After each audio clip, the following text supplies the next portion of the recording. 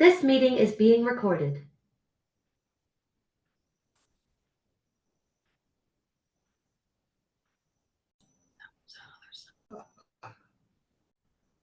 This meeting is being recorded.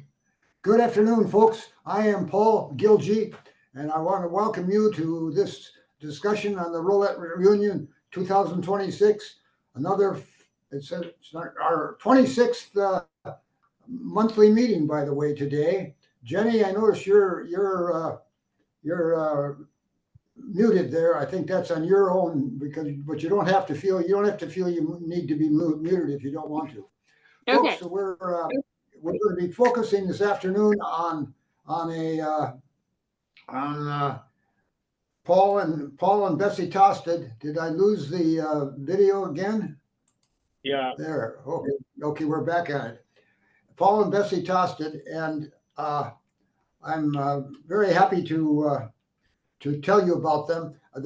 Paul and Bessie happen to be my maternal grandparents. Their daughter, May Tastad, was my mother. And so that we'll hear about them today. We'll move on. The information session today on Paul and Bessie Tastad, some of you might be interested, has got relationships with 6 of our previous sessions, either 6 previous sessions we've held out of the 25. And Paul and Bessie have family connections to all of those. And I list them here just for your benefit, that there is a good amount of connection. For example, their son Vernon's in-laws are in the Andrew Beaver family. Paul Tastad's grandfather was Rasmus Paulson Hinna, who was featured by Liv Ingebrigtsen a couple meetings ago. And Paul Tastad's brother Andrew was Andrew and Anna Tastad family. And Bessie Tastad's uncle was T.K. Bakken. We have that family. And Bessie's mother was Fiskegen, and we had that family. And my mother and her sister were in-laws to Enoch and Ann Gilgee. So that's the connections there. Quite a extensive one. Paul Tastad and lived in Rolette County, North Dakota, and I thought this out today just to show where he lived relative to some of the others. You see section 9 there, section 8, section 5, section 4, 17 and 16. This is just right in the middle of Leonard Township, a couple miles north of Rolette, North Dakota. And there's Paul's farm. And at least I'm not seeing your screen. Yeah, I'm not either. Oh, you're not seeing it now? No. But you were. We were. Okay. Well, the wonders of Zoom. Let me see if I can fix that. Can you see that? Yeah. Can everybody see that? No. Pardon? No. No. Do not. Who? Some of you are and some of you aren't? No, no one's seeing it. No. Some of you are not seeing it then, huh? None All of of us us. are seeing it. We're here, we're talking together. Yeah, we're talking together. I think you have to unshare and then try to reshare. Because nobody can see it right now. Correct. Correct. Okay.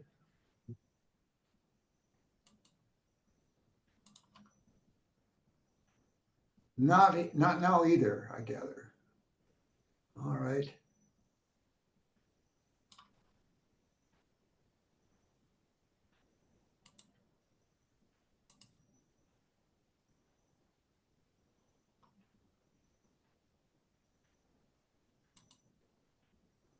All right. Is that not showing either? Now it is.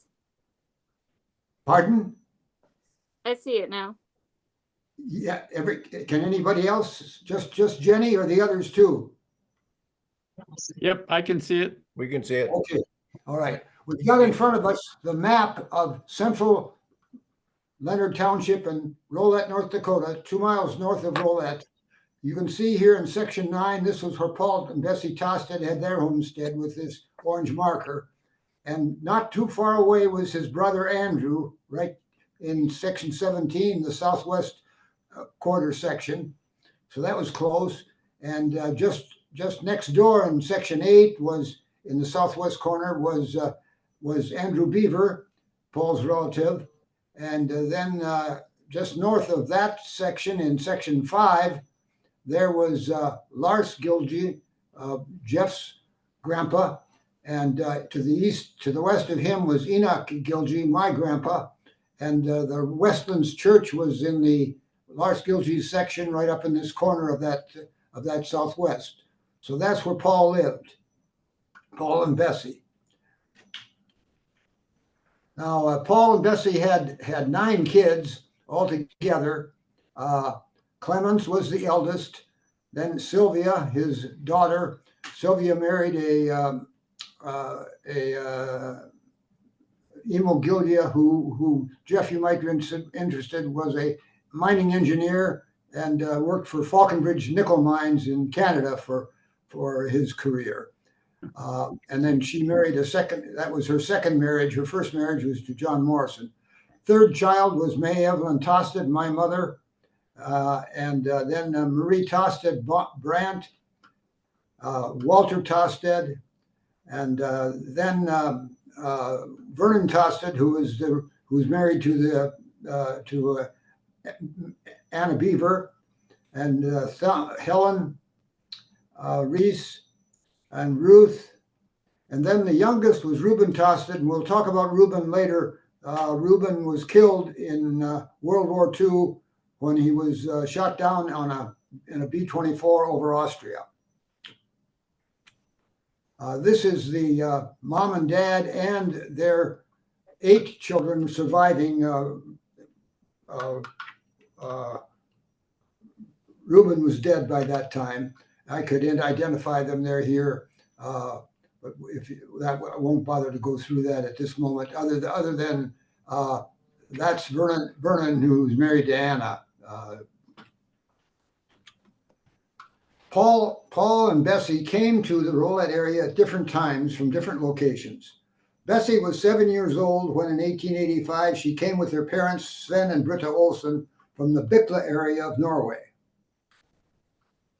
And this is Paul's home place in Stavanger.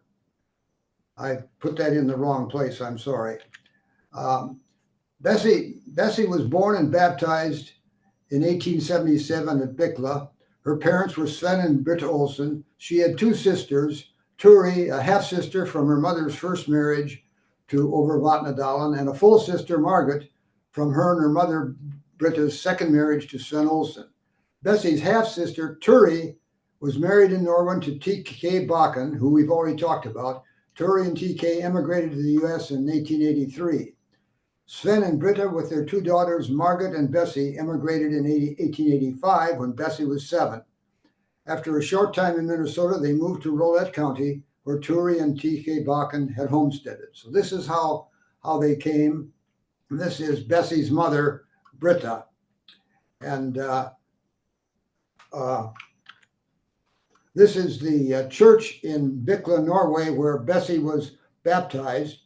I've been there. It's an interesting little church. And the tour next summer will go to Bykle. Here's the interior of the very colorful church. In terms of artifacts brought from Norway, this is a box, a not very large box. So you can't tell the dimensions here, but it's approximately 18 inches, about 10 by 18, something like that, with a cover that opens up and falls back down. And in this box were many old religious books. I can't recall if there was a Bible. There might have been one Bible, but many old prayer books.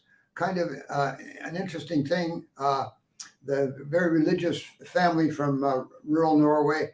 And this box was given to me by my uncle Clemens years ago. When I asked him about family stuff, he dug this old box out, and I have since given it to my granddaughter.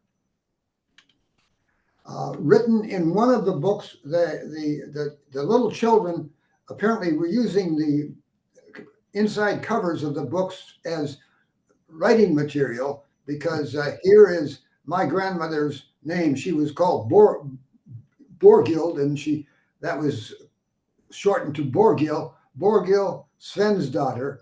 And I don't know if she wrote that or her sisters or somebody else did, but many of these books, they wrote the names again and again and again. I don't know if it was just graffiti or if they were using this paper for that purpose of finding place to write. This is Bessie when she came to Rolette County. She was a young woman at that time. Paul, her husband, was born in Tasta, Stavanger, Norway, and baptized at Hetland's Church. I a few slides back had the church, or had the place. This is just outside of Stavanger, Norway, and this is oriented east to west, So the north is here, and south here. This is Tokavatnet, and Stavanger is right. This is Paul Tastad's home base in Tasta, which is this area is called, just outside of Stavanger. They're very close by. Now we get back to Bessie, and then to Paul. Paul was born here and baptized at Hetland's Church. He and his 4 brothers, Bertinius, Andrew, Rasmus, and Magnus, and one sister, Anna, were children of Severin and Melina. And Paul, this fellow and his wife here are Paul Tastad's grandparents, who were from another area just outside of the city of Stavanger. And we have had a previous session on Rasmus and Anna. You might remember Liv Ingrid Ingebrigtsen. She was the one that presented that.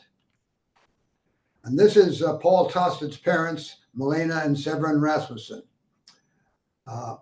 And here is the house in which Paul was born, and it's a painting done by one of his own relatives who was a painter. This is the area that I showed in that colored picture just outside of Stavanger, and you were looking at it from the other direction, and that home right there is where Paul was born. You know when that might have been taken, Paul? I sure don't. I wouldn't be surprised if it was somewhere around 1900. That would be the only evidence I have. I'm sorry. Good question. Looks like they have a power line there or something. Oh yeah, that's right. Yeah. These guys that are involved in energy don't miss a bet. So Paul, with the original last name have been Sebrinson, not Tastad. Oh well, Severin Severin was the name of Paul's father, so Severin Right, so is the name. And then would the original last name have been Paul Severinson then? I think Tasta. Oh, Paul Severinson was his name, yes, or he went by Paul S. When he immigrated to the United States, he went by Paul S. Tasta. So he took the name Tasta and added a D to the name.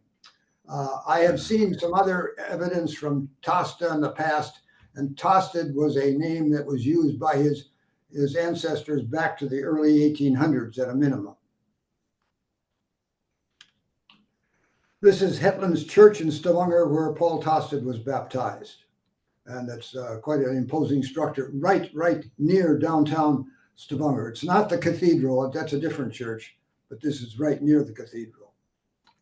Gosh. Paul Tastad came to the United States on ship Campania, and this is a flyer from that steamship line that if you look up Campania online, that's what you get. He landed in New York on March 18th, 1898. At the time, he was 19 years old. This is the manifest from the Campania, and there's Paul S. Tastad.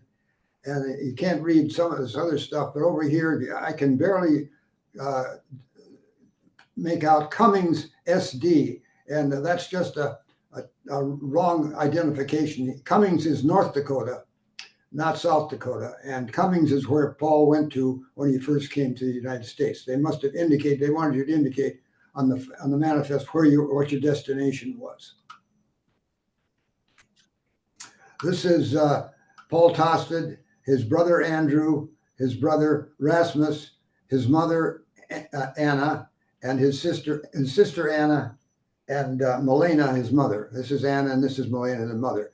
There's a little interesting story about the fact that what brought these five together in about 1909. Paul and their father Rasmus or Severin died in 1909, and in the fall of 1909, Paul and Andrew went back to Stavanger. I don't know if they went back for the funeral or not, but they went back to see their mother. And this picture was undoubtedly taken at that time. And at the time that Paul went in 1909, he had been married 4 years to Bessie, and Bessie already had 2 kids, Clemens 4 and Sylvia 2. And guess who she was pregnant with in the fall of 1909? Nobody but my mother, May. And Bessie was madder than hops that her husband was going to abandon her for that winter, and that's what they did. For I don't know if it was all winter long or what, but it was late in the fall. I'll show you shortly. We know it was in the fall for sure. Went back to Norway and left her on that farm with her 2 little kids and pregnant. And the only adult around was Bessie's mother, Britta, who was, as far as we can know, was probably living with them at that time. So it was kind of a fascinating thing. And my aunt Sylvia said she was so mad she almost divorced him, she said. Here is another picture from that winter. It's difficult to see, but this is a tourist bus in New York City. And Paul and Andrew are right here, right in the back, next to the back on the tourist bus. So undoubtedly, either going to Norway or coming back from Norway, they took a day and went sightseeing in New York. It's probably why she was mad. How's that again? I missed that. What was that? I just said that's probably partly why she was mad. Yeah, I wouldn't be surprised. Yeah, he spends some of the good earned money on travel. But it also illustrates, of course, you can take a different tack on this, the grief that was present at losing the family, husband losing her mother, his mother losing her husband, and here her 2 sons are all over in America, and it must have been a very hard time for them. And this is Paul and Bessie Tastad on their wedding day in 1905. I don't have any information, and none of my relatives do either, of what it was that made it, how Paul and Bessie met. I don't know where Bessie's parents lived. We know her mother lived. We know where her mother lived. We don't know where. We know where her mom. We know that her mom was living in that same area, but we don't know exactly where it was. This is Paul and Bessie in their older age. This is Paul's homestead certificate in 1909, signed by President Taft. Paul was, of anything, Paul was a very religious man, so religious that it was almost too for me, because every time we got together and had a meal, Paul would offer the prayer, and he, of course, offered it in Norwegian, but he seemed to talk for about 5-10 minutes every time he prayed. The food would get cold, right? Yeah. This is the church where Paul and Bessie, I think, were married in this church. They were members right away, and this is Westland Church where they are buried, and my parents are buried. My wife Judy who died last year, is buried here, and my name is on the tombstone as well. This church closed in 1923, and the families went their different ways. Paul and Bessie were a bit more pietistic, and they joined what was called the Ebenezer Lutheran Brethren congregation in the 1920s. This is a picture of the Ebenezer group, and I think this is Bessie right there with the big hat, and Paul is right there, and I think my mother is right here. So they went to this church, which is the more pietistic one. It's still around Rolette today. Ebenezer Church is a very active church in Rolette today. The other Lutheran church is Valley Lutheran Church. This is Paul and Bessie and their 9 children. And this is Reuben here, the youngest one in the middle, who was killed in World War II. This is my mom right here. And this is Vernon over here. Then the family had a big celebration for Grandma and Grandpa on their 50th wedding anniversary in 1955. And this is a picture of the family with the IDs here. Paul and Bessie's farm. This is their farm, the original farm with the original house right here and the barn. Both of these have been removed in recent years. The farm is now occupied by Paul's great-grandson, Jason Hines, and his wife, Jackie.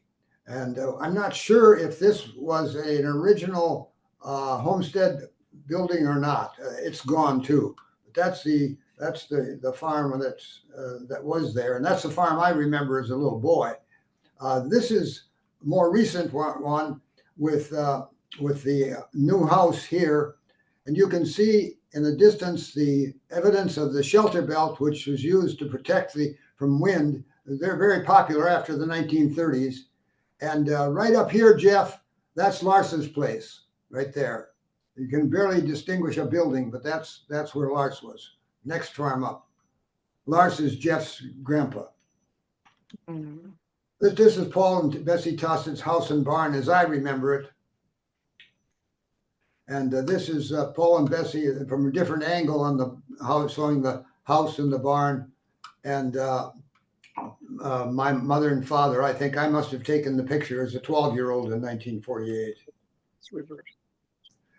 And then there is Reuben. Reuben was the youngest twin, got drafted in World War II and got sent over, and he ended up being a staff sergeant and a top turret gunner on a B-24 Liberator.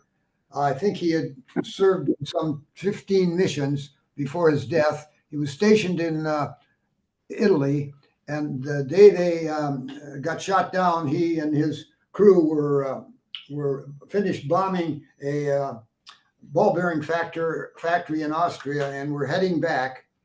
Of the 8 crew members aboard, 1 fellow survived. He was able to bail out, and the others went down with the airplane. And after the war, this other fellow, Pete Hiltgen, after the war, made a point of going around to visit with the families of the deceased airmen, and that he met my aunt Sylvia in Minneapolis, and so that we had that in our memory for a long time. And 6 years ago now, back in 2019, on the 75th anniversary of that plane being shot down, we held a separate special ceremony in remembrance up at Rolette, and had the service out at the cemetery on Reuben's grave, and held a program at the Legion Hall in town. And the son of the fellow who survived spoke at that session, and Jeff Epping, who's on this call today, and I were both present, and that was as were our spouses with us that day. in May of April. Well, it was May. I think we had the session in May, didn't we? But Yeah, it April. was near Memorial Day. Yeah, Yeah, it was a good event. yeah. Great event. And before that, a few years before that, we had written a story about the man who survived and told his story of the killing, and also a letter that I had written to Reuben as a 7-year-old. Never reached him, got sent back. This is the letter that I sent him.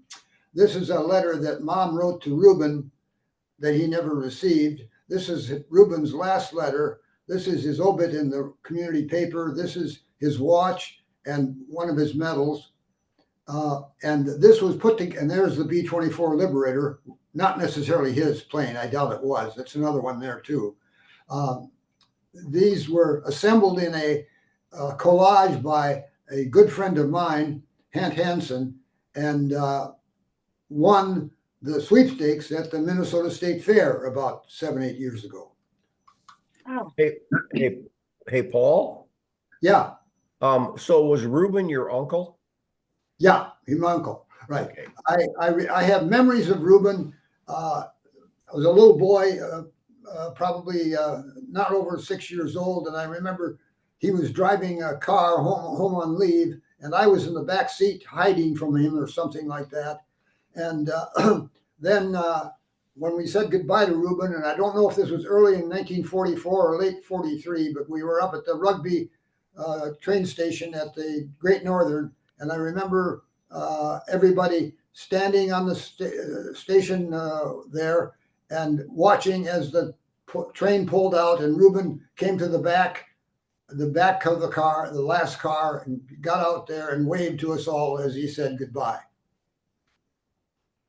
So it was a very sad time, and Grandma, till her death, all I remember is Grandma always crying. I'm sure it wasn't the case, but that was my memory of her. Very, very, and Mom and Dad too were forever. I remember the night that they found out about the death. I had gone to the local movie theater. I was only 7 years old, but a small town in Carrington, and no trouble going there. And I came home, and I remember Mom and Dad sitting there somber, and then they told me what happened. Oh. This is another family that was with Reuben the summer. I think it's pretty sure it's 1943, the summer before he died. That's him in the back there, and these are all family members. And somewhere there, I'm not sure. I guess that's me there. That's my dad, and this is my brother and my mom. My dad. I'm not sure who he's holding. This is my mom and my brother. This is just a little fun picture because I don't know if my cousin Jerry was going to be on the call today. Jerry, you're not on, are you?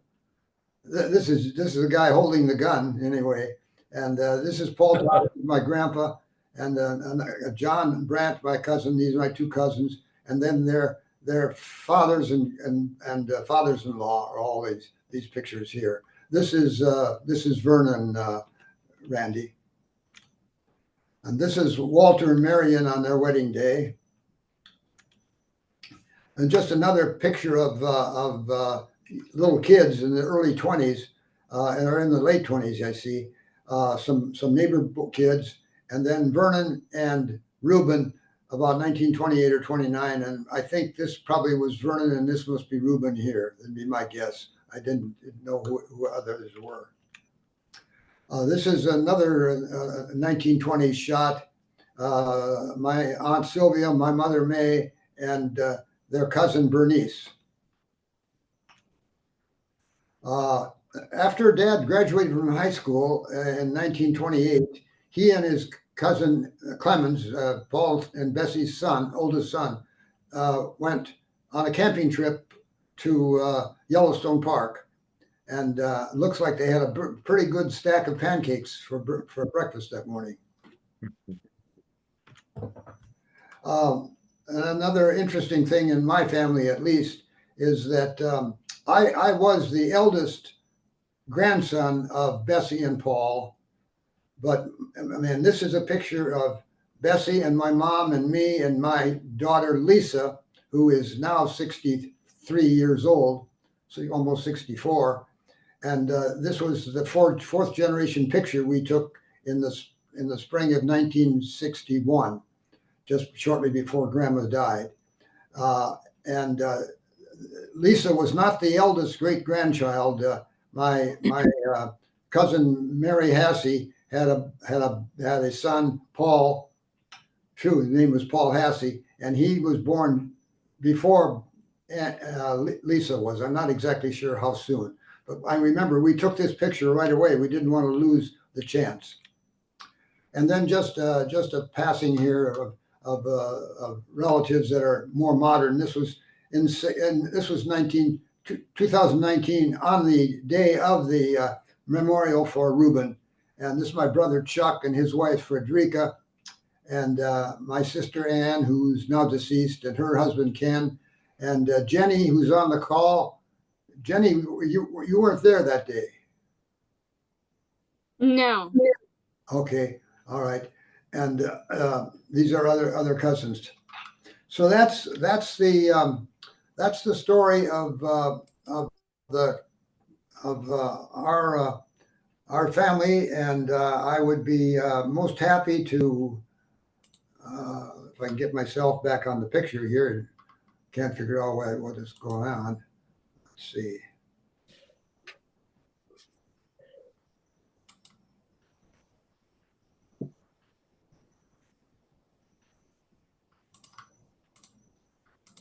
All right. Are we seeing faces again? Yeah. Yes. Okay. Okay. All right. Hey, Okay. Paul, I had a question. Yeah. Good You mentioned Reuben was a twin. Is that correct? Yeah. So I'm Reuben, wondering, so was his Reuben. twin brother drafted around the same time? Or was he in the service? sister, Ruth. Oh, sister. Okay.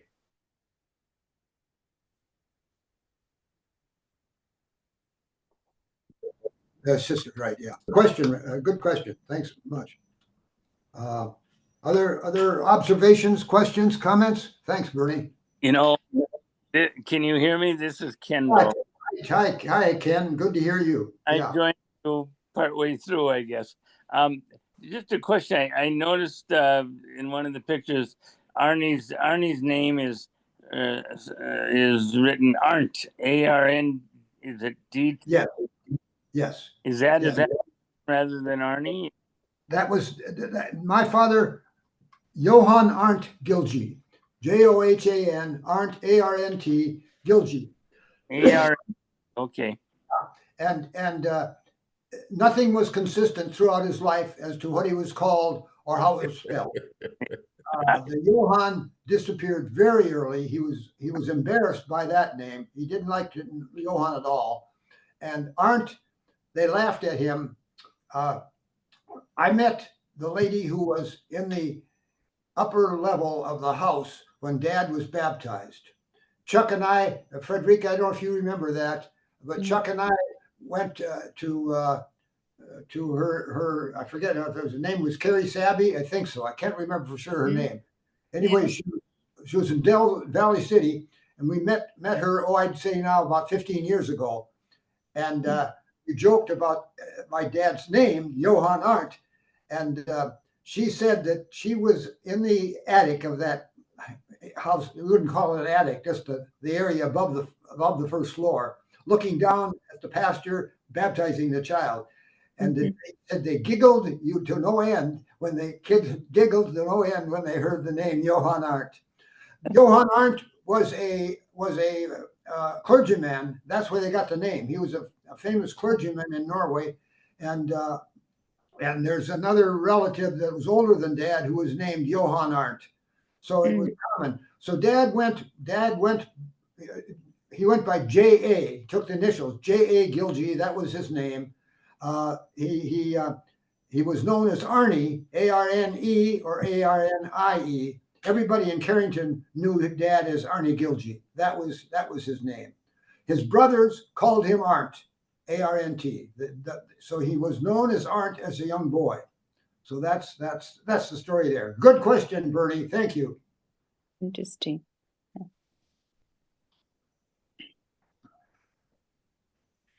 Jenny, any comments about what Ann, your mom, would have had to say about Paul and Bessie that she passed on to you? Not that I can think of. No. Okay, all right. Do you have any mementos from Grandma and Grandpa from their time? Anything that they would have knitted or anything? Oh, I don't know. Did Ann ever talk about the troll under the bridge? Grandma would I was with my cousins when we were young kids, and when we were at Grandma's, she would tell us stories about the troll, and there was a bridge about a mile away from the farm, and we all knew that bridge was over a little creek, and Grandma would say that the troll lived under the bridge and would scare you if you went there, and we were all spooked by that, and we're nervous about ever going under the bridge for the troll. And the troll, I think, has some Norwegian history to it, doesn't it? I think there is some to that. That sounds familiar. I remember hearing stories, something references to a troll under a bridge too. Good. Talking about a troll and her grandmother's stories. Yeah. You remember that yourself? I remember Ann talking about it. Oh, what Ann talking about it? Yeah. Okay. Good. Thanks. Anything else, Kim, that you can recall about Ann and her telling about her grandparents? No, not really. No. Okay. All right. I just noticed something here. I noticed in the display here on Jenny has her last name spelled with a D, Tastad, rather than is that your name, Jenny, or are you one that also changed your name? That's my dad Ken's great grandpa changed it. Like his name was Bjarni Gudmundsson, but there were two Bjarni Gudmundssons in Cavalier. I guess he'd be able to explain better than I could. So he changed his name. And maybe Okay. it's that he was The name- Icelandic. It's the name of a farm in Iceland where they came from, Oh, Dalsted. And have you been to Dalsted, Ken? I have. Where in Iceland is it? Where in Iceland is it located? It's not called that anymore. It's in pretty much northern Iceland, actually. It is. Okay. All right. And you and your dad went there. What, about 30 years ago now? Well, I don't know if it's that long ago, but it's been a while. Yeah. Well, it was after your family was born. After your kids were born. Oh yes. It was. I'm guessing it was maybe 20 years ago. Oh, okay. Okay. All right. Joe and Carolyn, any questions you have or comments? Not really. We just it was interesting. We watched a what's it called? There's a place in Minnesota that's it's kind of like a Norwegian American history museum. Uh-huh. And we watched the video there, and what was the name?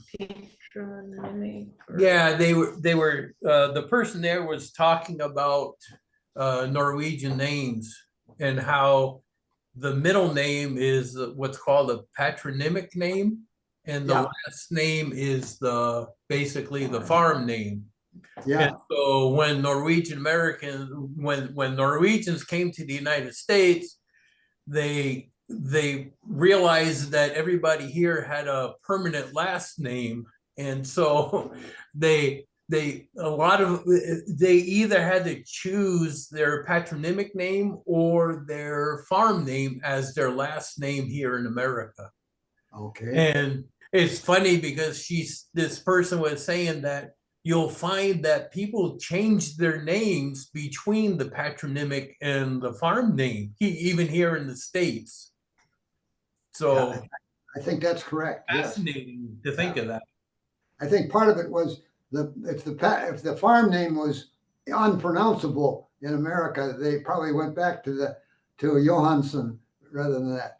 By the way, on the name thing, Joe and Carolyn are going to be presenting their family next month, isn't it, Joe? The Moen. And you can discuss the Moen issue at that time, because that's kind of fascinating, given the fact that they chose a little different area within the small area of community rather than Gilead, which is every bit as small as Moen is, but within there they chose the name Moen early, and I'd be interesting if we know any reason why they chose that name. Well, it's because some of Knut Moen, Carolyn's grandfather, some of his brothers, they still have Gilgy as their last name. Yeah. So that's we want to highlight that when we meet next month. So Joe's getting ready. Joe and Caroline are getting ready for that.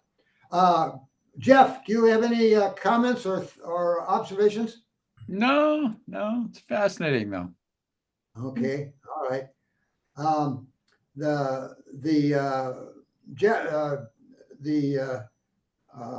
Lars Gilja family and the Paul Tastad family were very close. They were the closest neighbors.